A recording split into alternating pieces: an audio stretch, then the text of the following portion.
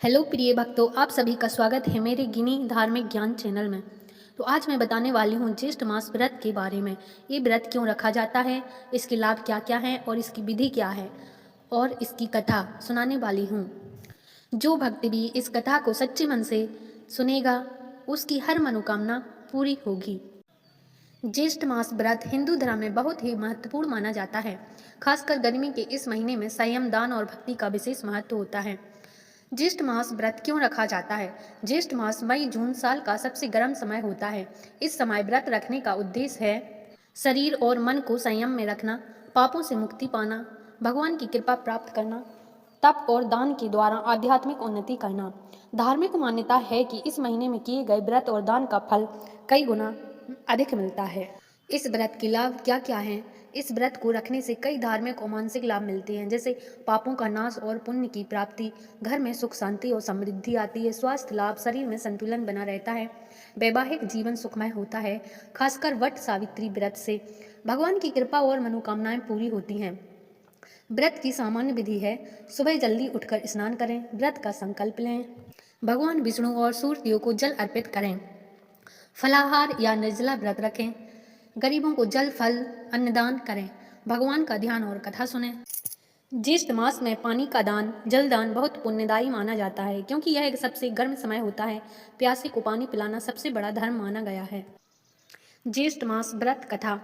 एक समय की बात है, एक छोटे से गांव में एक किसान और उसकी पत्नी रहते थे। उनका जीवन बहुत कठिन था, घर में खाने तक के लाले थे, लेकिन किसान की पत्नी के मन में भगवान के प्रति अटूट श्रद्धा थी। ज्येष्ठ मास शुरू हुआ, गांव की सभी महिलाएं व्रत और पूजा कर रही थीं। किसान की पत्नी ने भी सोचा, मेरे पास कुछ नहीं है, लेकिन मैं भी पूरे मन से व्रत रखूंगी। उसके पास ना फल थे, ना अच्छे कपड़े, फिर भी उसने सच्चे दिल से निर्जला व्रत रखने का संकल्प लिया।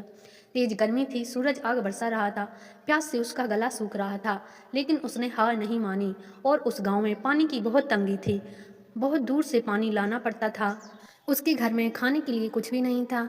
उसने सोचा कि शाम को पानी का भोग लगाकर और पानी पीकर सो जाऊंगी। लेकिन दोपहर में एक बूढ़ा भिखारी उसके दरवाजे पर आया और बोला, बेटी बहुत प्यास लगी है, क्या मुझे पानी मिलेगा? किसान की पत्नी के पास सिर्फ एक लोटा ही जल था।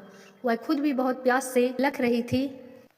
कुछ पल के लिए वह सोच में पड़ गई, लेकिन फिर उसने अपना पूरा पानी उस भिखारी को दे दिया। भिखारी ने पानी पीकर मुस्कुराते हुए कहा, बेटी तुम्हारी सच्ची भक्ति और त्याग से मैं बहुत प्रसन्न हूँ। इतना कहकर वह अचानक भगवान विष्णु के रूप में प्रकट हो गए। किसान की पत्नी और किसान यह देखकर हैरान रह गए।